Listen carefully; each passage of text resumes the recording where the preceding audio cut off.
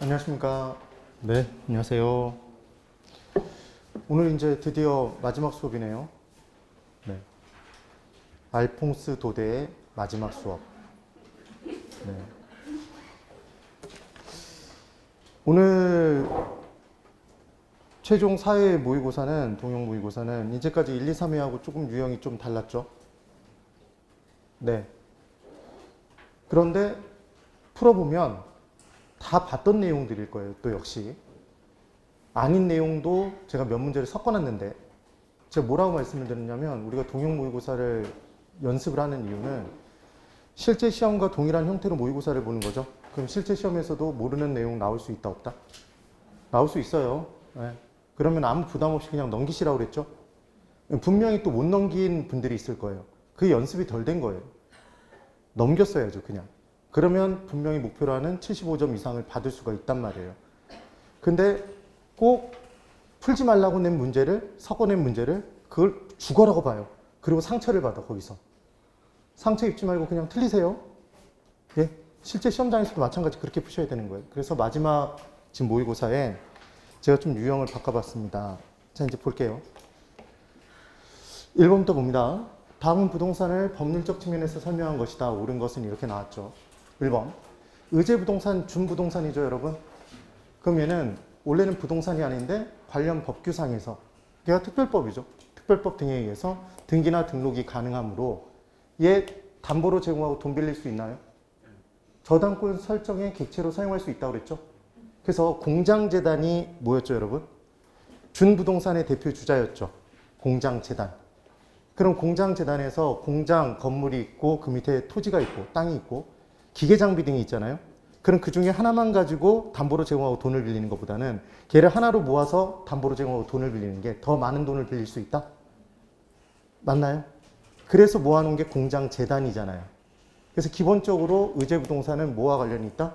저당권 설정과 관련이 있다고 보시면 되는 거예요. 그래서 지금 맞는 건 몇 번이다?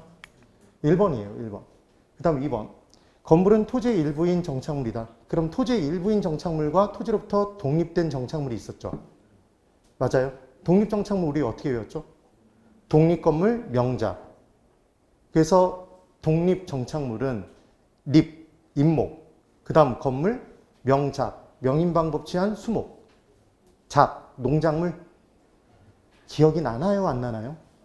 나죠? 그러니까 2번 체크하셨으면 안 돼요.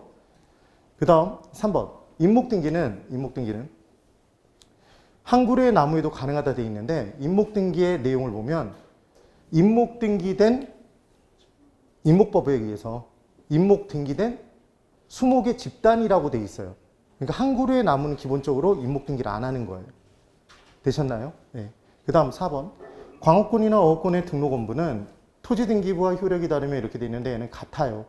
그래서 토지등기와 효력이 같아서 민법상 토지에 관한 규정을 적용할 수 있다. 같으니까 적용할 수 있겠죠. 근데 이 문제, 이 지문이 대세의 지장이 없는 지문이라는 거예요, 지금. 그 다음 5번. 정착물에는 독립된 부동산으로 취급되는 것과 이게 바로 뭐죠? 독립정착물? 부동산의 일부로 취급되는 것, 얘 종속정착물? 그 얘기입니다. 나무나 다른생식물은 기본적으로 부동산 정착물로 취급되지 않는다, 취급된다? 취급되죠. 네. 그래서 수목 시리즈 기억나셔야 돼요. 수목은 이식 중인 나무는 동산이죠. 가식의 수목. 아직 정식으로 심어지지 않은 건 뭐다? 동산. 그럼 정식으로 심어져 있다면 걔는 종속정착물. 거기다 띠를 두르면 띠를 두른 게 명인 방법을 취한 수목이죠. 네. 그럼 독립된 거래 대상물이 될 수 있다? 있다고 했어요. 근데 그 상태 그대로는 저당권의 객체로 사용할 수 없다고 그랬죠. 그 띠에다가 저당권자 국민은행 이런 식으로 적으면 없어 보이니까. 근데 임목등기가 된 상태에서는 임목등기부가 있다. 그래서 걔는 독립된 부동산이고 독립된 거래 대상도 되고 뭐도 된다? 저당권 설정의 객체도 된다. 이렇게 얘기를 했던 거예요. 그래서 1번에 1번. 잡아냈어야 돼요, 사실은. 그 다음 2번. 다음은 토지의 특성에 관한 설명을 순서대로 나열한 것. 이 문제도 틀리신 분들이 있어요, 지금. 예. 그래서 기억에 부동산의 유통기구로서 부동산 중개업을 제도화하는 근거가 된다. 이렇게 나왔죠. 만약 부동산이 그냥 움직일 수 있다라면 이 부동산은 누구에게서 누구에게로 넘어갔다 소유권 이전 등기 등을 온전하게 해줄 사람이 필요가 없겠죠. 중개사 제도가. 근데 움직이지 못하는 성격 무슨 성? 부동성을 띠니까 그 자리 그대로 있는 상태에서 누군가 전문가가 거래를 해주는 거죠. 그래서 얘는 뭐 때문에 발생하는 거다? 부동성? 부동성입니다. 이 내용이 되죠. 그 다음 니은 토지에 대한 공급의 가격 탄력성이 완전 비탄력적이 된다. 그럼 완전 비탄력적이면 가격이 올라와도 공급량을 늘릴 수가 없다. 부증성. 그러니까 지금 살아남은 건 이 두 가지죠, 여러분. 그 다음 디귿. 부동산의 용도면에서의 대체 가능성을 존재케 한다. 그럼 이걸 보시면서 뭘 찾아다니신 분들이 분명히 있을 거냐면 용도의 다양성을 찾으신 분들이 있을 거예요. 그러셨죠? 걔는 용도적 공급이었죠. 경제적 공급. 얘는 지금 용도적 대체죠. 경제적 대체. 경제적 대체 관계는 인접한 부동산들끼리는 경제적 대체 관계 성립? 성립. 그래서 경쟁이 나타나서 비슷한 가격 수준대가 형성된다? 그렇게 얘기를 했었잖아요. 그래서 얘는 뭐다? 인접성? 답은 몇 번? 1번이 되겠죠. 그 다음 리을. 표준지 선정을 어렵게 한다. 다 다르니까. 수익이나 가격을 개별로 형성케 한다. 개별자 뜨면 무조건 무슨 분석? 개별자 뜨면 개별성. 그래서 개별 분석도 뭐 때문에 하는 거다? 개별성 때문에 하는 거다. 이렇게 말씀을 드렸어요. 그 다음 미음. 토지 사용이나 시간의 흐름에 의해서 소모와 마멸이 되지 않는 특성. 비소모성. 영재. 임소영. 기억나시면 돼요. 그러니까 얘는 무슨 성? 영속성. 그래서 만약에 지금 기억의 내용이 잘 몰라도 기억의 내용을 판단하지 못해도 이 문제는 풀 수 있어야 된다? 없어야 된다? 풀 수 있어야 되는 거죠. 뒷부분의 내용을 보고 맞히셔야 되는 문제예요. 그래서 2번에 지금 2번 여기까지 스코어가 50%는 나가야 돼요.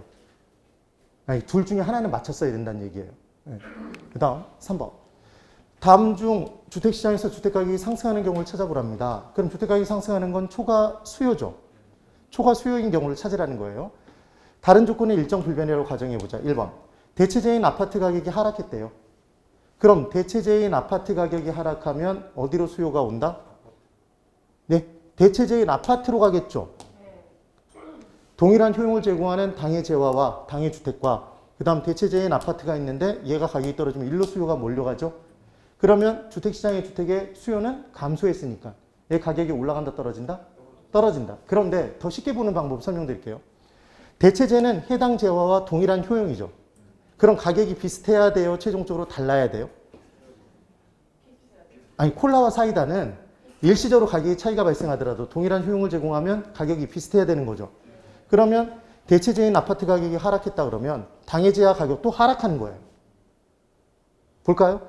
대체재인 아파트 가격이 상승했어요. 상승했어. 그러면 이제 어디로 와요? 주택으로 오죠, 수요가. 그러니까 주택 가격도 올라가겠죠. 그러니까 동일한 효용을 제공하는 재화는 기본적으로 가격이 같아져야 된다, 달라져야 된다? 같아져야 되니까 대체재 가격이 올라오고 출발했다 그러면 해당 재화의 가격이 또 올라가는 거예요. 얘는 하락했으니까 하락하는 거겠네요. 그래서 1번은 체크하면 안 되는 거였죠, 지금. 그 다음 2번. 부의 외부 효과가 발생했대요. 오염물질 배출 공장이 옆에 들어섰대요. 그럼 주택 가격은 올라가요, 떨어져요? 떨어지죠. 수요의 감소에 따라. 그 다음 3번. 지역 내 유입 인구가 증가됐대요. 그럼 초과, 지금 얘는 수요 증가잖아요. 그러니까 초과 수요, 가격은 상승? 다른 거 하나도 생각하지 말고 대답해 보세요. 주택시장에 인구가 많아졌어요. 어떤 지역에. 그러면 주택을 원하는 사람이 많아지니까 당연히 주택 가격이 올라가요, 떨어져요? 올라가잖아요. 부의 외부 효과가 발생했대요. 그럼 뭔가 안 좋은 시설물이 들어선 거잖아요. 그럼 주택 가격이 올라가 떨어져? 떨어지죠. 지금 그 얘기를 하는 거예요. 그 다음 4번. 주택 보유세의 증가랍니다. 그럼 세금을 보유할 때 많이 부과한다면 얘는 살까요, 안 살까요? 안 사겠죠. 그러니까 수요의 감소로 가격은 하락하겠죠. 이제 5번이 이제 관건이었는데 5번은 금리 인하가 됐답니다. 그럼 금리 인하가 되면 수요는 증가하죠? 공급도 증가하죠? 그런데 봤더니 원래는 양을 알 수 없잖아요. 네. 그래서 원래는 금리가 인하되면 수요 증가와 공급 증가가 동시니까 이게 답이죠.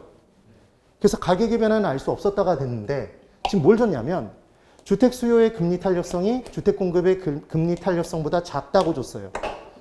얘가 더 작다고 줬죠? 수요가 탄력성이 더 작대요. 그러면 얘 증가가 더 적게 일어났다는 거죠. 공급보다. 탄력성이 주어진 가격 변화에 대해서 양이 변하는 정도니까. 그럼 지금은 초과 공급이죠? 그런가요? 그러니까 가격은 하락이죠, 얘는. 지금 맞는 답은 몇 번이다? 3번. 3번이 됩니다. 3번. 그래서 3번은 거의 대부분 다 맞히셨네요. 94%가 맞췄으니까. 그 다음 4번. 근데 중요한 건 3번에서 보기 중에 제가 정말 꼭 판단을 하길 바랬던 보기는 5번 보기였던 거죠. 근데 5번 보기를 몰랐어도 이 문제는 풀었어야 된다는 얘기예요. 예. 그래서 아마 3번이 너무 명확하게 보이니까 정답률이 높았을 거예요. 5번까지 확인하고 문제 푸신 분들은 거의 안 계실 것 같아요. 내가 봤을 땐. 그 다음 5번, 이제 4번. 부동산 수요에 대한 설명으로 틀린 것을 골라보랍니다. 수요의 변화와 수요량의 변화에 대한 문제겠죠. 1번. 다른 조건이 일정할 경우에 부동산 가격의 상승으로 인한 수요량의 변화는 얘 가격의 변화인가요, 여러분? 네. 얘 수요량의 변화죠. 얘만 곡선상의 점의 이동? 그러니까 곡선상의 점의 이동이니까 수요 곡선 자체를 이동시키지 않는 게 맞네요. 1번 맞아요. 그 다음 2번. 부동산 수요는 반드시 구매력을 수반한 뭐로 판단한다? 유효 수요. 그래서 유효 수요 관련해서 부동산 시장 내의 유효 수요란 사고자 하는 구매 의사에 플러스 구매력을 반드시 필요로 하는 것은 아니다. 그럼 걔는 X죠. 뭐가 반드시 있어야 돼요? 구매력이 반드시 있어야 됩니다.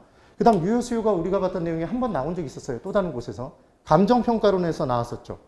가치 발생 요인 유, 상, 유이. 유 뭐였어요? 어렵게 생각하지 말고 가격이 발생하기 위해서는 유용성이 있어야 돼요? 없어야 돼요? 있어야 되죠. 그럼 돈 주고 살 수 있는 사람 있어야 되죠? 유효 수요도 있어야 되고 상대적 희소성이 있어야 돼요? 다 갖고 있어야 돼요? 상대적 희소성이 있어야 돈 주고 사는 거죠. 정보가 완전하게 공유되어 있으면 그 정보 돈 주고 살지 않는다고 그랬잖아요. 맞나요? 그 다음 이전성. 법률상 이전 가능성이 있어야 된다는 얘기를 했었습니다. 기억 꼭 하세요. 그 다음 3번. 부동산 수요 곡선은 단위당 가격과 수요량의 관계를 나타내며 마이너스 기울기를 갖는다. 반비례잖아요. 마이너스 기울기 맞죠? 그래서 우하향하는 곡선이었잖아요. 우하향하는 곡선. 4번. 대부 비율의 증가는 여러분 대부 비율은 LTV인가요? DTI인가요? 이거 대답을 못해요? LTV. 예. 그래서 대부 비율, 융자 비율, 저당 비율, LTV 다 똑같다고 그랬잖아요. 뭐만 달라요? 부채 비율, 부채도사. 부채도사는 어디에 산다? 제 집에 산다. 아주 그냥 마르고 닳도록 했어요. 마르고 닳도록. 예. 그래서 대부 비율의 증가는 주택 수요를 증대시키므로 시장 내 유효 수요 증가하죠. 그럼 얘는 가격의 변화인가요? 가격 이외인가요? 가격 이외예요. 그러니까 수요의 변화.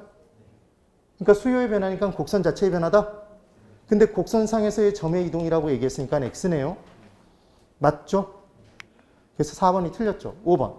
수요 곡선은 우하향하고 수요 증가 시 수요 곡선은 우측으로 이동한다. 증가하면 우측 이동해요. 얘를 상향 이동한다고 얘기할 수도 있나요? 상향 하향을 물어보면 그려보라고 그랬죠. 수요 곡선에 증가하면 우측 이동. 그럼 위로 떴다. 합치면 우상향 이동했다. 이렇게 얘기할 수도 있더라. 기억 꼭 해보시라고 그랬습니다. 그래서 지금 4번도 꽤 많이 맞히셨네요. 72%니까. 그 다음 5번. 이 문제는 여러분 틀리면 안 돼요. 이건 정말 한 30초 만에 맞춰서 무조건 풀어야 되는 문제였어요. 보세요. 아파트 수요의 가격 탄력성 1.5, 아파트 수요의 빌라 가격에 대한 교차 탄력성 2일 때, 자, 이쪽 보세요. 교차 탄력성의 부호는 플러스가 나올 수도 있고 마이너스가 나올 수도 있죠, 여러분. 플러스면 대체제인가요? 보완제인가요? 무슨 안경? 뿔대 안경. 그래서 플러스면 대체제였어요. 근데 그걸 다 떠나서 아파트와 빌라는 대체 관계예요? 보완 관계예요? 동일한 효용 제공에서 하나를 쓰면 하나를 안 쓰는 대체 관계죠? 절대로 보완 관계로 시험 문제가 나올 수가 없다고 그랬어요. 부동산학은 경험과학이기 때문에, 기본은. 그래서 정부가 아파트 가격을 10% 인상했대요. 그런데도 불구하고 아파트 수요량이 종전과 같은 수준이랍니다. 그럼 결론은 뭐냐면 가격이 인상되면 수요량은 감소해야 돼요. 감소해야 되는데 불변으로 끝났대요. 그럼 감소된 양만큼 다른 요인에 의해서 증가됐다는 거잖아요. 그게 끝인 거죠. 우리가 이제까지 했던 내용. 그럼 무조건 가격에는 가탄을 곱한다? 소득에는 소탄을 곱한다. 수요량이 나눈다. 그랬죠? 그러면 순서대로 들어볼게요. 아파트 가격이 10% 인상이랍니다. 그럼 아파트 가격은 어디에 곱할까요? 가격 탄력성에 곱하겠죠? 이거 교차 탄력성에만 안 곱하시면 되는 거예요. 그럼 얘를 곱하면 15%가 나오나요? 15% 나왔죠? 얘는 증가예요, 감소예요? 감소죠. 뭐 했으니까? 가격이 인상됐으니까 수요량은 감소란 말이에요. 근데 얘가 최종적으로 빵프로로 변했다는 얘기죠? 하나도 안 변한 거잖아요. 종전과 똑같이 유지가 된다면 이렇게 얘기했으니까. 그럼 다른 요인에 의해서 얼마만큼 변한 거다? 15%만큼 증가한 거다? 그럼 얘는 수요량이에요. 맞죠? 그럼 하나 안 사용한 것 뭐로? 교차 탄력성으로 나눠주시면 되잖아요. 순하씨 했죠? 그러면 15를 2로 나누면 얼마? 7.5. 몇 번을 풀었던 문제입니다, 진짜. 그래서 5번도 맞췄어야죠. 근데 딱 반 맞췄죠, 지금. 그 다음 6번. 아파트에 대한 수요와 공급의 탄력성에 관한 설명 중 틀린 것을 골라보랍니다. 1번. 공급이 가격에 대해서 완전 탄력적이면 뭘 그린다, 여러분? 수평선. 수요가 증가해도 거래량은 변하지 않는다. 많이 증가한다. 수평선. 량의 변화 많죠? 거래량은 많이 변하는 거죠. 뭐가 불변이에요? 가격이 불변인 거지. 그런데 얘를 보면서 분명히 어떻게 푸신 분들이 있을 거냐면 긴장되니까 수평선까지도 그렸어. 뭔가 불변인 거 알았죠? 그래서 수요가 증가해도 변하지 않는다 그랬더니 그냥 맞다 그러면서 쓱 지나간다고요. 지금 뭐가 변하지 않는 거고? 상하 변화, 가격의 변화는 없지만 양의 변화는 크다? 1번이 틀렸잖아요. 그럼 2, 3, 4, 5번 보기를 볼 필요도 없었던 거죠. 되셨어요? 2번. 수요의 교차 탄력성은 교차로는 하나의 도로다, 두 도로가 만난 거다? 두 도로가. 그러니까 교차 탄력성은 한 재화와 다른 재화의 관계를 따진 거다? 그래서 특정 상품의 가격 변화율에 대한 관련 재화의 수요량의 변화율을 말한다. 두 상품 나왔으니까 맞는 거예요, 지금. 그 다음 3번. 공급이 감소할 때 수요의 가격 탄력성이 비탄력적일수록 이렇게 나왔습니다. 그럼 어떻게 푸시라고 그랬죠? 이렇게 그리라고 그랬죠. 그럼 비탄력적일수록 가격 변화는 크다, 작다? 가격 변화 크다, 작다? 크다. 그러니까 가격은 더 오르는 거 맞죠? 더 오르는 거 왜 올라요? 공급이 감소니까 초과 수요로 가격은 올라가죠. 근데 비탄력적이니까 가격이 더 오르는 거죠. 그 다음 4번. 수요가 증가할 때 공급의 가격 탄력성이 비탄력적일수록. 그럼 얘도 수직선이죠, 지금? 수직선은 아니고 그냥 이렇게 내려주시라고 그랬죠. 완전 비탄력적인 게 수직선이지. 사실은 정확하게 표현하면 이렇게 그리는 거죠. 네. 그러니까 얘는 좌우 변화가, 량의 변화가 하나도 없는 게 아니라 작게 변하는 거죠. 상하 변화는 큰 거고. 그래서 수요가 증가할 때 공급의 가격 탄력성이 비탄력적일수록 가격이 더 오른다. 수요 증가 초과 수요 오른다. 가격 더 오른다. 맞죠? 그 다음 5번. 수요가 가격에 대해서 완전 비탄력적일 때 그럼 얘는 뭘 그리고? 직선을 그려놓고 공급이 증가해도 거래량은 변한다, 변하지 않는다? 변하지 않았죠. 왜 변하지 않았어요? 수직선이니까. 지금 좌우 변화는 없는 거죠. 점이 어디에 찍히든지 좌우 변화는 없는 거잖아요. 그래서 6번도 이렇게 풀어주는 거예요. 그러니까 사실은 우리가 지금까지 이 문제 중에서 안 본 거는 사실은 1번에 몇 개 보기 빼놓고는 다 본 거예요. 근데 1번 보기를 딱 보는 순간 여러분 마음이 흔들린 거야. 평상심을 잃었어요. 왜? 부동산학 총론 부분에서 안 봤던 내용이 나왔단 말이에요. 그것도 정착물에서. 내가 모든 걸 정착물에 대해서 다 알고 있는 것 같았는데 띡하니 안 봤던 게 나온 거야. 그 다음부터는 본 게 나와도 못 찾는 거예요. 이걸 느끼란 말이에요. 버려버렸어야 된다고. 되셨어요? 그래서 6번에 1번. 그 다음 7번. 7번은 완전히 서비스 문제였죠. 자, 여기 보세요. 아래 그래프는 주택시장에서 수요 곡선과 공급 곡선이다. 공급 곡선이 종래의 곡선 S1에서 새로운 곡선 S2로 이동하는 현상을 가장 적절하게 설명하고 있는 것 이렇게 나왔습니다. 그럼 얘는 공급 곡선이라고 되어 있죠, 여러분? S1, S2는? 그럼 S1에서 S2로 갔다는 얘기는 얘는 우측 이동인가요? 공급 곡선 우측 이동. 얘는 공급의 증가 감소? 공급 증가잖아요. 그러니까 지금 결국은 공급 증가 요인을 찾으라는 거죠. 이게 문제인 거예요, 지금. 그러니까 만약에 이 보기가, 이 문제 지문 자체가 다음 중 공급의 증가인 걸 찾아보세요. 그러면 이 문제를 훨씬 잘 풀었을 텐데 얘를 그래프로 줘놓고 얘 공급 증가를 숨겨놓으니까 이 공급 증가라는 걸 못 찾아서 이 문제를 못 푸는 거죠. 됐나요? 네. 그럼 1번. 주택자금 금리가 인상되었기 때문이다. 주택자금 금리가 인상이 되면 수요는 늘어요, 줄어요? 줄죠. 건설자금 금리가 높아지면 공급도 줄죠. 어찌됐건 공급 증가는 아니네요, 1번. 2번. 주택공급에 대한 보조금 지급 때문이다. 주택공급에 대해서 보조금이 지급되면 공급은 증가해요, 감소해요? 증가하겠죠. 맞나요? 이게 답이 2번이죠. 그 다음 3번. 주택가격이 인하됐기 때문이다. 여러분, 주택가격 인하는 수요량이 증가해요? 맞죠? 그럼 주택가격이 인하되면 공급량은 감소하죠. 맞나요? 근데 얘 뭐니까?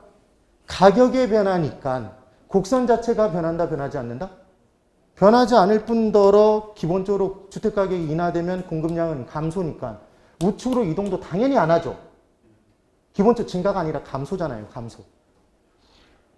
이것도 지금 이 지문 속에서 이렇게 나오니까 이게 수요량의 변화, 3번 지문이 수요량의 변화, 공급량의 변화라는 걸 못 찾겠잖아요. 보이세요, 이게? 이런 게 보여야 된단 말이에요. 그 다음 4번. 주택에 대한 새로운 세금이 신설되었기 때문이다. 주택에 대한 새로운 세금이 신설되면 수요는 증가하나요? 감소하나요? 감소하죠. 공급도 감소하겠죠. 기본적으로. 그 다음 5번. 주택 공급자의 숫자가 감소되었다. 그럼 공급자의 숫자가 감소되니까 공급은 감소죠. 네. 그네요. 되셨어요? 네. 그 다음 8번. 8번 문제. 서비스 문제죠, 또. 우리 균형점의 이동, 균형가격의 변화를 물어보면 우리는 균형가격과 균형거래량의 변화 둘 다 물어보는 문제까지 다 풀었는데 이걸 못 풀 수가 없죠. 분리수거 하는 거예요. 자, 들어갑니다. 분리수거. 수요함수와 공급함수 먼저 QD와 QS1을 각게 놓고 푸는 거죠. 그럼 얘는 PP끼리 더하는데 마이너스 떼어내고 더하시라는 말씀 드렸어요. 그럼 몇 P? 4P는 큰 숫자에서 작은 숫자 빼라고 그랬죠? 그럼 400? 그럼 P는 100? 맞아요? 너무 쉽죠? 그 다음 두 번째. 이제 QD와 QS2를 각게 놓고 풀어야 되죠? 그럼 얘도 2P 마이너스 2P니까 4P? 네. 그 다음 1400 큰 숫자에서 작은 숫자 1200을 빼면 200. 그럼 4P는 200이니까 P는 50. 맞나요? 그럼 가격이 얼마만큼 하락한다? 50만큼 하락했다. 이게 답인 거죠. 되신 거예요? 그런데 만약에 이 문제를 모른다 그러면 이 문제를 이렇게 못 풀었다 그래도 뭘 비교해 보시라는 얘기를 했냐면 수요함수나 공급함수가 변화됐다 그러면 기본적으로 P 합의 계수는 같을 가능성이 높다고 그랬어요. 량만 변할 가능성이 높다고 그랬죠. 얘를 비교해 볼게요. 지금 이 둘을 놓고 비교해 보면 공급함수의 변화를 놓고 비교해 보면 플러스 2P 플러스 2P 똑같죠, 여러분? 근데 지금 1000이고 얘는 1200이죠. 변화된 게 1200이잖아요. 그럼 공급이 증가했어요, 감소했어요? 아, 공급량이 1000에서 1200으로 증가했잖아요, 지금. 그럼 공급의 증가인 거잖아, 지금. 그럼 공급의 증가면 초과 공급?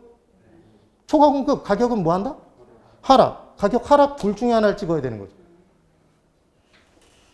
아, 전에 이렇게 푸는 방법 설명드렸었죠? 근데 이건 정말 웬만하면 풀어야 된다, 못 풀어야 된다? 이제 풀 수 있으셔야 돼요, 그냥. 분리수거해서. 자, 여기까지 감상, 평을, 느끼신 평을 느껴야 돼요. 제가 말씀드린 내용을. 1번부터 8번까지 어려운 문제가 있어요, 없어요? 솔직히. 없죠? 근데 1번에서 지금 흔들린 거야. 그걸 느껴야 돼요. 아, 지문이 생소하네. 그러면서 거기서부터 멘탈이 흔들렸다고. 그것만 안 흔들리면 시험에서 무조건 붙는다는 걸 보여드리기 위해서 오늘 이렇게 문제를 낸 거란 말이에요. 다른 시험보다 오늘 더 쉬웠어, 사실은. 더 쉬웠는데, 지문도 짧고 더 쉬웠는데 못 찾았단 말이에요, 지금. 그걸 느끼시란 말이에요. 분명히 성적은 15점에서 20점 정도 떨어졌을 거라고. 최소 10점은 떨어졌단 말이에요. 조사해 볼게요. 3회 모의고사 보통 봤던 거랑 똑같은 점수다, 나는. 손 들어보세요. 떨어졌다, 손 들어보세요. 지금 점수가 올랐다. 그럼 오르지도 않고 같지도 않고 떨어지지도 않은 사람 뭐예요? 아주 신기한 일인 거죠, 진짜. 예. 항상 계속 끝까지 신기한 거죠, 끝까지. 예. 그 다음 9번. 다음 중 부동산 경기 순환 국면의 특징에 대한 설명으로 타당한 것을 골라보랍니다. 1번. 부동산 경기의 순환, 얘를 찍고 다시 턴하는 거죠, 여러분. 그럼 부동산 경기의 순환은 하향, 상향, 회복, 후퇴 이렇게 지나서 안정의 국면을 갖는다 이렇게 돼 있죠. 얘 딱 보자마자 틀렸죠. 뭐가 틀렸어요? 하향 국면부터 시작한 게 맞다면 하향 국면에서 떨어져서 저점 때리고 뭐하고? 후퇴해요? 회복하고. 회복하다 하면 후퇴 위로 치닫고 상향하고. 그 다음 정점을 때리고 후퇴한다? 그리고 다시 하향시장으로 가는 거지 안정시장은 이 순환 국면에 들어가지 않는다고 그랬죠. 왜냐하면 안정시장은 불황이 강한 국면의 시장으로서 모든 국면에 다 존재할 수 있다. 그래서 안정시장은 주기에 포함된다, 주기에 포함되지 않는다. 주기에 포함되지는 않는다라고 했죠. 이걸 더 헷갈리게 만들고 싶었으면 뭐 해버리면 되냐면 이걸 순서를 제대로 맞춰놓으면 1번을 맞다고 찍었을 가능성이 굉장히 높단 말이에요. 지금 그러지 말라고 이걸 이렇게 섞어놓은 거라고. 그럼에도 불구하고 난 1번 찍었다 손 살짝만 들어보세요. 대단한 거죠. 이걸 만약에 맞다고 찍었으면. 그 다음 2번. 안정 국면에서는 부동산의 종류에 관계없이 대체로 거래가 활발히 이루어지는 편이다. 여러분, 부동산의 종류에 따라서 안정 국면에서도 거래가 많이 되는 것도 있고 적게 되는 것도 있겠죠.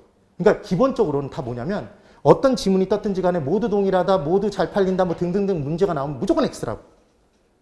부동산의 종류, 규모별로 다 차이가 발생해요. 마케팅 방법도 차이가 나고 투자할 때도 차이가 나고 관리할 때도 다 차이가 나는 거야. 이게 문제를 푼 요령이에요. 그 다음 3번. 하향 국면에서는 가격 상승이 둔화되고 여러분 하향 국면은 가격이 떨어지고 있는 시장이죠. 가격이 많이 떨어지는 거예요. 근데 가격 상승이 둔화된대요. 틀렸잖아요. 가격이 떨어지는데 무슨 가격 상승이 둔화돼요. 가격 상승이 둔화된다는 얘기는 어찌됐건 가격이 오른다는 얘기잖아. 네? 그러니까 X죠. 부동산 가격은 보합 상태가 아니라 떨어지는 거지. 부동산 거래가 활발하게 이루어져요? 적게 이루어져요? 적게 나타나겠지. 왜냐하면 하향시장 떨어지고 있는 시장에서 사겠다는 사람이 있을까요? 없겠죠. 수요자가 없어. 그럼 거래는 이루어질 수가 없는 거죠. 기본은. 그 다음 4번. 상향 국면에서는 거래가 활발하게 발생하고 왜냐하면 올라가고 있으니까 사람들이 사기 위해 나서죠. 수요자들이 많아진단 말이에요. 지가 상승 계속되는 거 맞죠? 이 국면 내에서는. 과거의 사례 가격은 새로운 거래의 상한선인지 하한선인지 공부할 때는 무조건 뭐 하라고 그랬죠? 상향시장 가격이 올라가고 있죠, 여러분? 얘만 그릴 수 있으면 문제 푼다고 그랬습니다. 그럼 기존 가격이 제일 높아요, 낮아요? 낮죠. 얘는 하한가다, 상한가다? 하한가로 작용하는 거죠. 그러니까 맞는 건 몇 번? 4번. 그 다음 5번.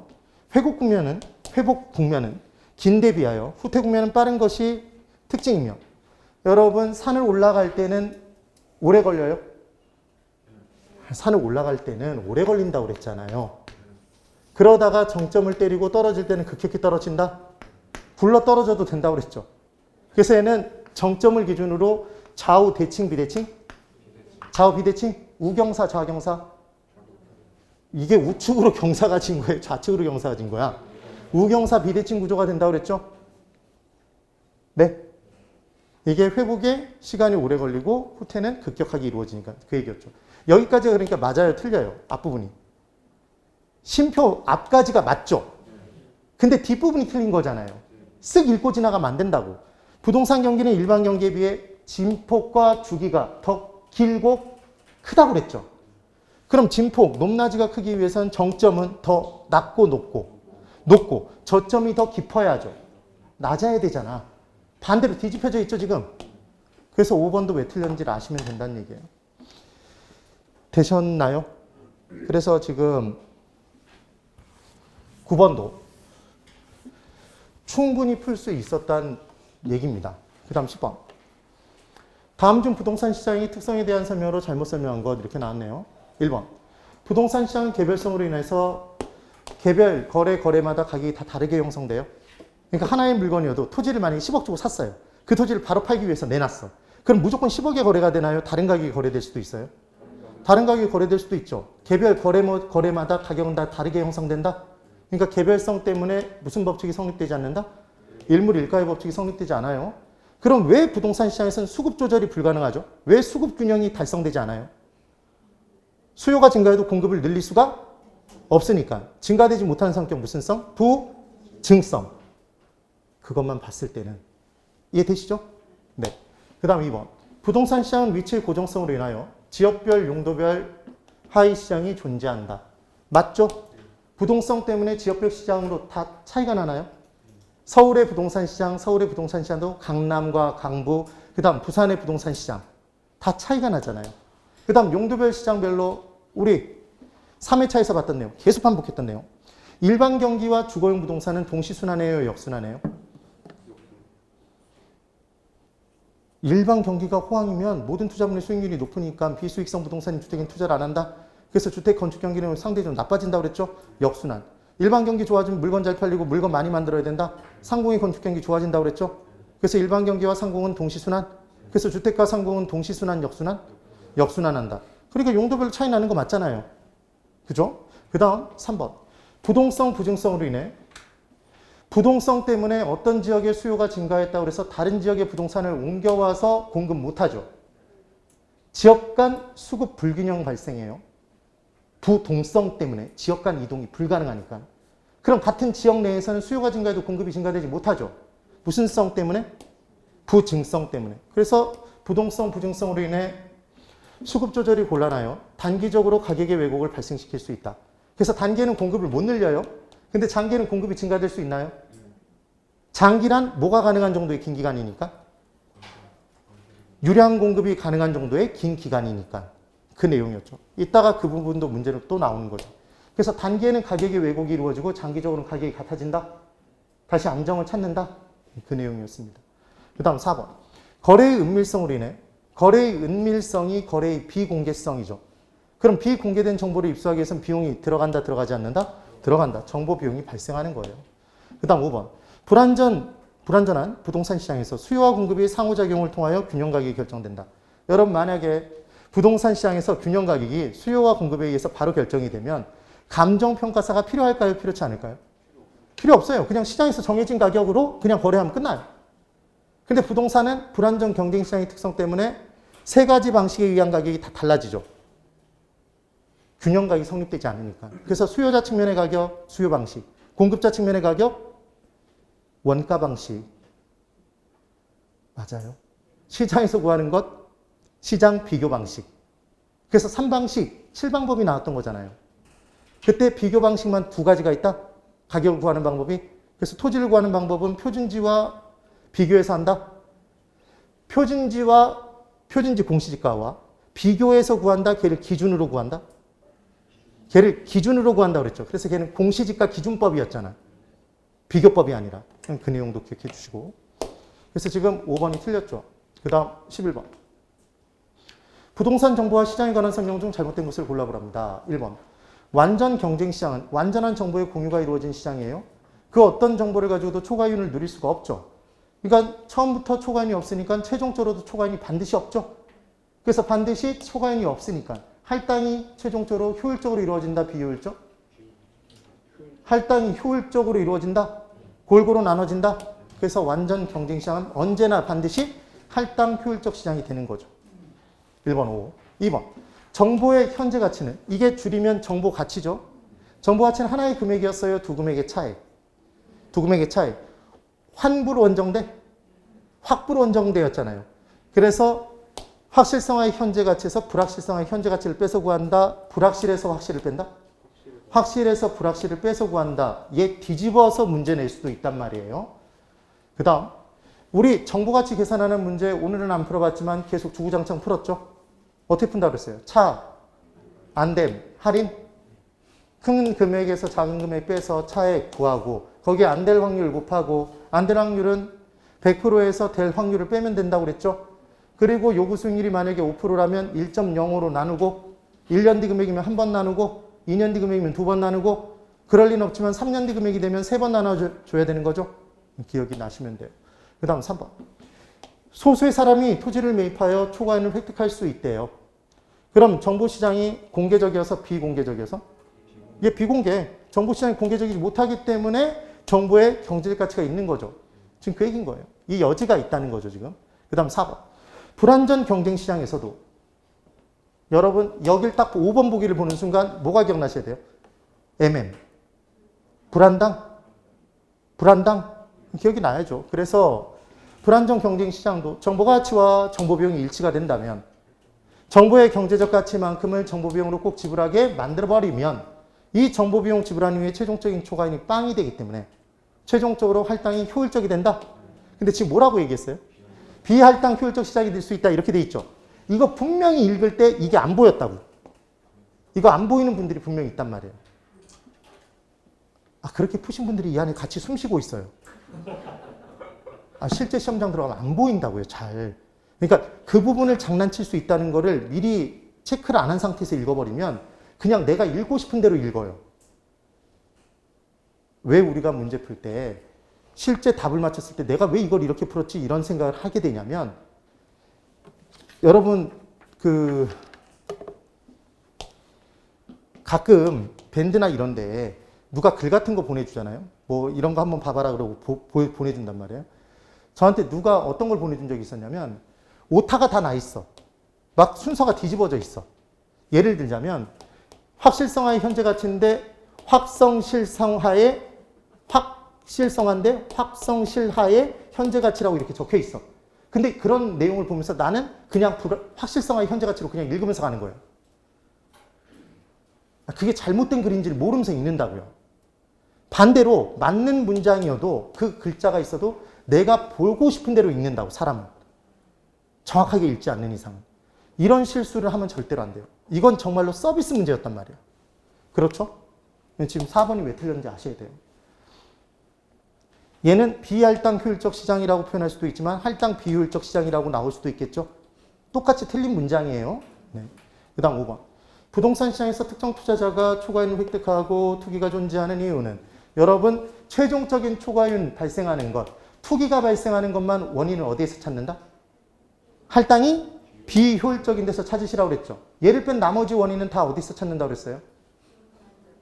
불안정 경쟁시장? 그 내용이었죠. 12번.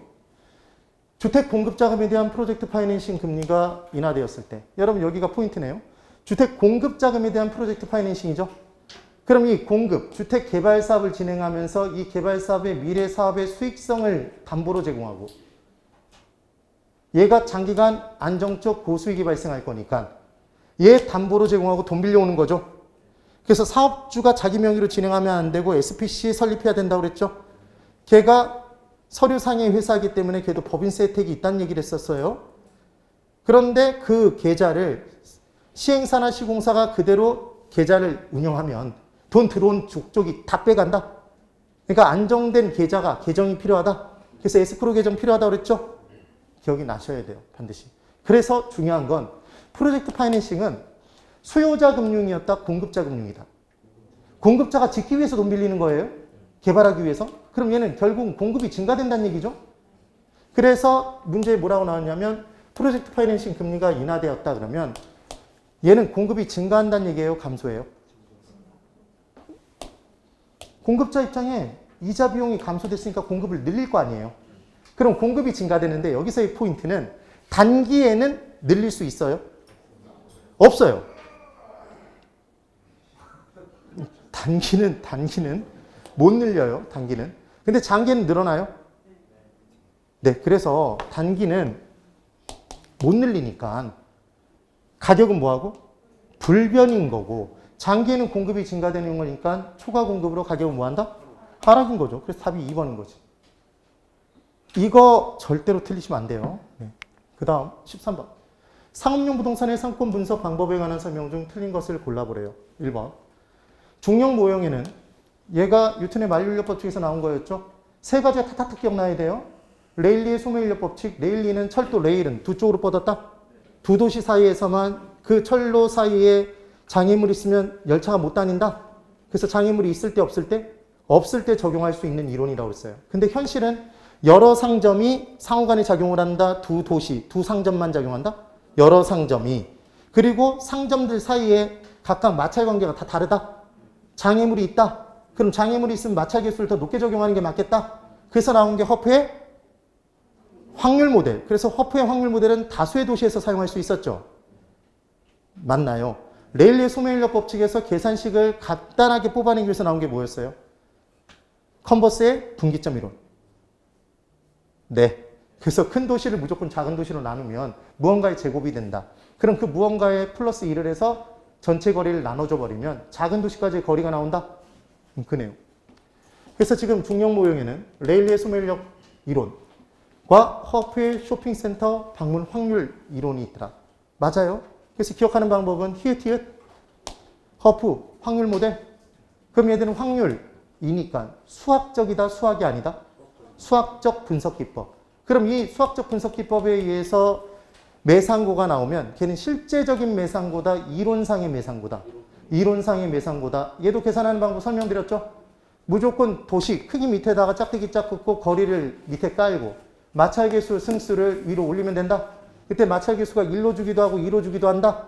그냥 무조건 2로 들어가면 안 된다고 그랬어요. 그리고 전체 인구 중에 몇 프로가 간다 그러면 걔를 먼저 곱하고 들어가라고 그랬죠. 계산 문제로 다 확인했던 내용. 그 다음 2번. 크리스탈러의 중심지 이론은 고객의 도달거리와 최소 매상과의 관계를 가르쳐준다. 고객의 도달거리가 결국은 재화의 도달거리인가요? 자, 여기가 상점이에요. 여기서부터 1km 떨어진 곳이 재화의 도달거리래요. 그럼 재화가 실제로 1km를 지가 간다는 얘기예요? 1km까지 해서 사람들이 온다는 얘기예요? 수요자가 온다는 얘기죠. 고객의 도달거리 이꼴은 뭐다? 재화의 도달거리잖아요. 재화가 도달한 거리 범위 내에서 해당 점포의 매출액이 발생한다? 그럼 걔가 뭐보다는 커야 된다? 유지되기 위한 최소 요구치, 최소 매상고보다는 크게 발생해야 된다. 이게 크리스탈러의 중심지 이론이었죠. 질문. 크리스탈러의 중심지 이론은 거시적 이론이에요? 미시적 이론이에요? 거시적인 줄 어떻게 알았어요? 아, 우리 이거 이렇게 외웠었잖아요. 클 거. 예? 클 거. 어떻게 또 처음 듣는 듯한 표정을 또 그렇게 짓고 있죠? 마지막 수업에? 그래서 얘는 거시적 이론. 허프의 확률 모델은 고객의 구매 성향에 맞춘 거니까 한 명 한 명에. 미시적 이론이라고 그랬잖아요. 네. 기억이 나셔야 됩니다. 그 다음 3번. 레일리의 소매인력 이론은 중심지의 규모에 따른 상권 경계선을 간편하게 추산할 수 있는 장점이 있죠. 그래서 이 경계선, 분기점은 큰 도시 쪽에 가까이 위치한다, 작은 도시 쪽에? 작은 도시 쪽에 가까이 위치해서 작은 도시 쪽 가까이 사는 사람도 큰 도시가 강하게 빨아들이니까, 흡입력이 세니까 글로 가서 물건을 산다. 그 이론이었던 거죠. 그 다음 4번. 허프의 확률 모형은 수학적 분석 기법의 일종으로 다수의 경쟁 쇼핑센터가 있는 경우 특정 쇼핑센터의 매상고 계산에 사용되는 것이다. 맞죠? 그 다음 5번. 허프의 모형보다 레일리의 모형이 다수의 경쟁 점포 간의 관계에 대해서 더 잘 설명해 준다. 틀렸죠? 자, 절 보세요. 한번 따라해 보세요. 레일은 손까지 따라해야지. 손까지 이게 핵심인데. 철도 레일을 생각하라고. 그럼 철도 레일은 양쪽으로 뻗어 있어요? 그러니까 두 도시 사이에서만 적용이 된다고. 그렇게 수업을 했었잖아요. 그러니까 5번을 찍었어야죠, 지금. 14번. 다음 수출 기반 이론 혹은 경제 기반 이론이라는 교역 이론에 대한 설명이다. 틀린 것을 골라보십시오. 이렇게 나왔죠. 거창하죠. 얘가 수원 지역에 있는 삼성전자. 예. 그래서 기반 활동이 있고 비기반 활동이 있었습니다. 해당 지역 내에서 생산 활동을 해서 재화 용역을 생산한 다음에 외부 지역으로 수출해서 외부 지역에서 내부 지역으로 해당 지역으로 자금을 유통시키는 활동이 뭐죠? 외부에서 내부로 자금을 유입시키는 활동이 그 지역의 기반이에요? 비기반이야? 기반 활동이었죠. 그럼 이때 기반 활동이 돈을 많이 벌어 들여올수록 그 지역 내에 있는 비기반 활동의 인구수가 많아진다? 더 많은 비기반 활동을 먹여 살린다? 그래서 비기반 활동은 그 지역 내에서 자금을 융통시키는 활동이었다? 기억나셔야 됩니다. 그때 기반 승수는 기반에 곱해요? 비기반에 곱해요? 기반 승수는 기반에 곱해? 비기반에 곱해? 이걸 비기반에 곱한다고 대답하는 게 더 이상하다고요, 여러분. 기반 승수는 어디에 곱해? 기반에 곱해. 그럼 총소득은 어디에 곱해? 총소득 승수. 순소득은 어디에 곱해? 순소득 승수에 곱한다고요. 그럼 세전현금 수지는 어디에 곱할까요? 세전현금 수지 승수에 곱해. 그게 뭐였냐면 세모승수는 세모분해잖아요. 세모분해 뭐가 들어가든지 간에 얘는 1분의 세모승수잖아. 그럼 대각선 서로 곱한 것은 같죠? 네. 그래서 식에서 기반승수는 기반분의 총고용인수니까 기반에 기반승수를 곱하게 돼 있다고요. 이해되셨나요? 네. 그래서 이제 1번부터 보면 한 지역의 경제적 성장은 교역을 통해서 이루어진다는 이론으로 외부 지역과의 교역을 합니다. 지역의 생산 제품에 대한 외부 수요가 그 지역의 경제 성장을 유인한다는 거예요. 외부로 수출했죠, 여러분? 그래서 외부에서 자금을 유입시키는 거예요. 그 다음 2번. 한 지역의 경제활동을 기본적인 고용과 소득을 창출하는 기반활동. 이게 기반활동이죠. 기반 부분이. 비기반활동은 비기반활동이에요. 부분은. 그 다음 3번. 수출이 지역 내에 미치는 영향은 그 지역 내에서 소비 투자된다면. 그러니까 수출을 해서 돈을 벌어 들여와서 그 지역에다가 투자를 한 거예요. 그럼 더 많은 사람들을 먹여 살리죠. 그러니까 당연히 지역 소득의 승수 효과는 커지겠어요? 작아지겠어요? 기반분의 총 고용인수인데 이때 비기반이 늘면 늘수록 총 고용인수가 느는 거잖아요. 기반 승수의 효과는 커지는 거죠. 아니, 다른 거 하나도 생각하지 말고 그냥 이론으로 이해해 보자고요. 기반 활동이 돈을 많이 벌어 들여와서 그 돈을 그 지역에 그대로 쏟아 부었어. 그럼 그 지역이 성장해요? 성장하지 않아? 성장하잖아요. 그러니까 지역 소득의 승수 효과가 커지는 거지. 네. 그래서 3번이 틀렸다고요. 그 다음 4번. 지역 성장률이 수출 증가율의 함수이고 지역 소득은 외부 수요에 의해서 결정된다고 설명한다. 네. 그 다음 5번. 지역 경제의 성장은 외부의 수요 팽창과 그에 따른 기반 활동의 수출 증가와 그로 인하여 촉발되는 비기반 산업의 성장에 의한 것이다. 길지만 다 봤던 내용들이란 말이에요. 표현을 조금 달리 한 것뿐이지. 찾아냈어야 됩니다. 그 다음 15번. 공업용지, 입지 선정에 관한 설명이 다 틀린 것을 골라보랍니다. 여러분, 이 내용이 어디서 나왔던 거죠? 배버의 최소 비용이론. 수송비, 노동비, 집적 이익이 모두 최소가 되는 지점? 각각 최소가 되는 지점이 아니라 합쳐서 최소가 되는 지점이었죠. 왜냐하면 집적 이익은, 집적력은 이익이기 때문에 걔는 클수록 좋다. 그게 포인트였습니다, 여러분. 네. 그래 놓고 이제 원료와 제품 중에 무거운 쪽에 위치한다. 그때 원료는 이동이 가능한 수송을 해야만 되는 지역에 국한돼서 나는 원료만 운송, 수송이 필요하다고 그랬죠. 보편적으로 어느 곳에서나 다 얻을 수 있는 원료, 보편 원료는 수송의 필요성이 없다. 그래서 우리는 무게를 비교할 때 국지 원료 무게와 뭐만 비교한다? 제품 무게만 비교하죠. 그래서 더 무거운 쪽의 위치? 그때 식이 두 개, 원료 지수와 이입지 중량. 그래서 원료 지수는 얼마가 기준? 원료 지수는 얼마가 기준? 1이 기준. 1, 2, 3, 1. 1이 기준. 이입지 중량은 뭐가 기준? 2가 기준? 네. 원료 지수는 짝대기 짝? 지수니까 분수. 원료 지수니까 뭐가 분자? 원료가 분자. 그럼 분모인 제품? 예. 잠깐만. 분수식에서 알고 싶은 건 어디로 올린다? 분자로 올린다. 그래서 1번. 보편 원료만으로 제품을 만들었대요, 여러분. 그럼 보편 원료만으로 제품 만든다면 얘는 원료 수송비가 안 든다는 얘기죠. 맞잖아요. 그럼 전체 수송비를 줄이기 위해는 어디 쪽에 위치해야 돼요? 시장에 위치해야 되는 거지. 원료 공급지에 두는 게 아니라. 네. 그래서 지금 1번이 틀린 거잖아요. 그 다음 2번. 고도의 첨단 산업들은 대체로 노동력 확보가 쉬운 대도시 지역 내에 공장 부지를 선정한다. 맞나요? 맞죠, 여러분? 대도시 주변에. 그 다음 3번. 중량 감소 원료를 많이 투입한대요. 그럼 중량 감소 원료라는 건 원래 원료의 무게가 무거워요? 원료가 무겁잖아요. 중량 감소라고 하면 제가 이렇게 적어보라고 그랬죠. 원료 제품 가는 거잖아요. 그럼 원료 감소, 중량 감소라면 원료가 무거운 거죠? 가면서 가벼워지니까. 그러니까 어느 쪽에 위치해요? 원료 쪽에. 원료 공급지 지하. 4번. 원료 지수는 제품 1톤을 생산하는 데 투입되는 국지 원료 중량으로 얘가 1보다 크면 뭐가 무거운 거니까? 원료가 무거우니까 원료 산지에 입지하죠. 원료 공급지에. 그 다음 5번. 집적 인자란 몰리도록 만드는 이유가 되는 것이라는 거예요. 일정 공간 내에서 공업을 한 지점으로 지않게 하는 인자를 말한다. 맞죠? 집적이라는 단어가 나오면 몰리는 거예요. 우리 개론에서 집자가 나오면 무조건 집합을 기억하라고 그랬죠. 몰리는 거. 그래서 모두 기억하시라는 얘기를 했어요. 집이 나오면 그냥 한 곳에 몰리는 게 뭐였어요? 피터의 공강등배 원리. 집재성. 네. 배우제 중심제에 몰리면 집 심성 점포. 국부적 중심제에 몰리면 국부적 집중성 점포 이렇게 얘기를 했었죠. 맞나요? 그래서 배우제 중심지 도심 한복판에 몰리는 건 고급 대형자 들어있는 애들.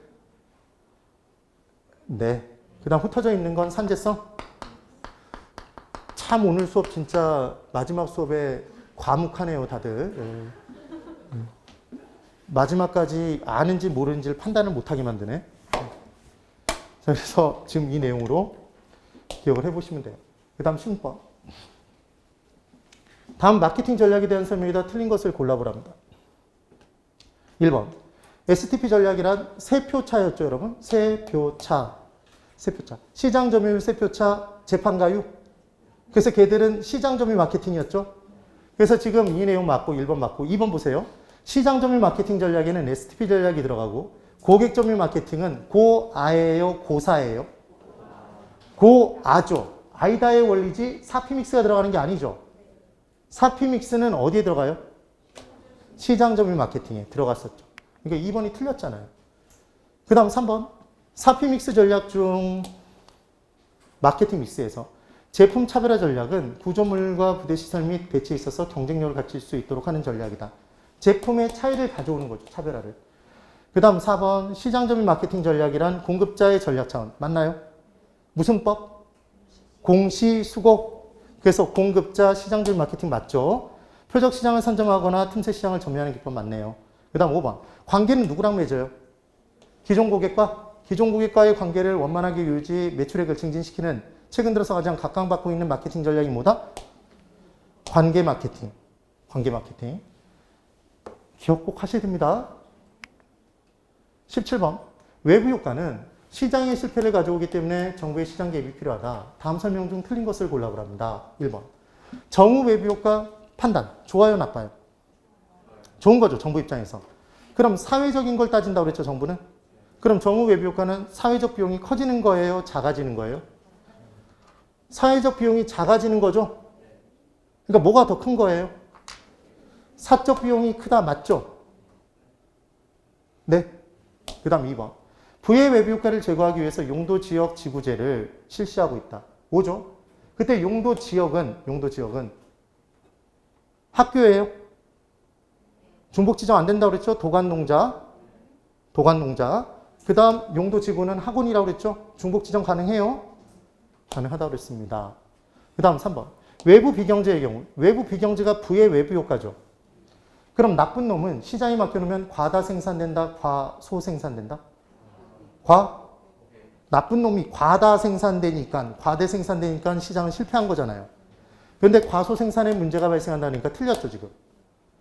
이 문제와 똑같은 문제. 공공재는 시장에 맡겨놓으면 누군가 나서서 만든다, 만들지 않는다? 만들지 않으니까 적정량이 생산된다, 적정량보다 적게. 적정량보다 적게 생산된다. 똑같은 포인트죠. 4번. 부동산 시장은 시장에서의 효율적 자원 배분을 위해 정부의 개입이 필요하다. 시장이 실패하니까 자원의 효율적 배분을 위해서 정부가 개입하는 거죠. 근데 정부가 개입했어. 사태가 더 악화돼. 그럼 정부가 실패한 거죠? 그게 정부 실패라고 그랬잖아요. 시장 실패가 아니라. 그 다음 5번. 외부 효과 문제를 정부의 개입 없이 불분명한 환경에 대한 재산권을 명백하게 부여해 줌으로써 스스로 해결할 수 있도록 시장 자체적으로 해결할 수 있도록 만든 게 누구의 정리? 코우제 정리였죠, 여러분? 그래서 부의 외부 효과 문제는 시장의 힘으로 절대로 치유가 불가능하다 그러면 X였잖아요. 시장의 힘으로 치유가 가능한 실제적인 예가 뭐였다? 코우제 정리. 그래서 코우제 정리는 부의 외부 효과와 관련이 있다. 정부 외부 효과? 부의 외부 효과. 코부라. 이렇게 얘기를 했었죠. 그 다음 18번. 주택자금 1억 원을 18번까지만 풀고 10분 쉴게요. 여러분 잠깐만 보세요. 이 문제 분명히 생소하다고 생각하셨을 때 이것보다 쉬운 문제가 나올 수가 없어요. 계산 문제 중에. 보시면 뭐라고 돼 있냐면 주택자금 1억 원을 연이자율 8% 고정금리로 20년간 대출받은 후 10년이 경과됐답니다. 그럼 20년 중에 10년이 경과했죠, 여러분. 그럼 원금 균등 사한 방식에서는 반이 상환된 거죠. 반이. 그럼 1억의 반은 얼마예요? 5천만 원이에요? 그럼 남은 돈이 얼마겠어요? 5천만 원이 남았을 거예요. 그러니까 원금 균등은 얼마가 남은 거예요? 5천이 남은 겁니다. 5천만 원이 남았죠. 그런데 지금 원리금 균등 사한 방식에서 잔금액을 이제 계산을 해봐야 되는데 얘는 계산식이 어려운데 원래는 지금 뭐라고 돼 있냐면 원리금 균등 식으로 융자를 받는 경우와 원금 균등식으로 융자를 받는 경우에 미상환 잔금 차액, 이게 잔금입니다. 결국 잔금에 대한 정확한 설명은 이렇게 나왔어요. 그때 단 원리금 균등식의 잔금 비율은 0.69로 본다 이렇게 돼 있어요. 그러니까 원리금 균등식은 전체 100% 얼마 중에 1억 중에 0.69, 69%가 남았다는 얘기잖아요. 10년 경과 시에. 그러니까 얼마가 남은 거예요? 6,900이 남은 거잖아요. 끝났죠, 그냥. 그러니까 얼마? 원리금 균등식의 잔금이 원금 균등식보다 1,900만 원 더 많다? 맞죠? 답이 몇 번? 1번.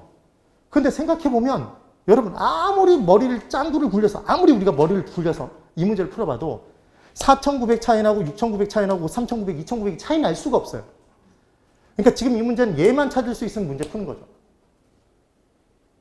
원금 균등 사한 방식에서 반이 지나면 반이 상환됐다. 반 남았다만 알 수 있으면 이 문제는 푸는 거였어요. 그래서 오늘 계산 문제는 이제까지 풀었던 계산 문제보다 훨씬 쉬웠어, 사실은. 훨씬 간단한 문제들인데 잘 안 보이셨을 거란 말이에요. 몇 번 때문에? 1번 때문에. 그 1번 한 문제 때문에, 그것도 전체 보기가 아니라 한 2개 보기 정도 때문에 멘탈이 나갔다고요. 그 다음 2번 보기에 중개사 제도가 필요한 내용, 부동성이 잘 생각 안 나서 멘탈이 완전 나가버렸단 말이에요.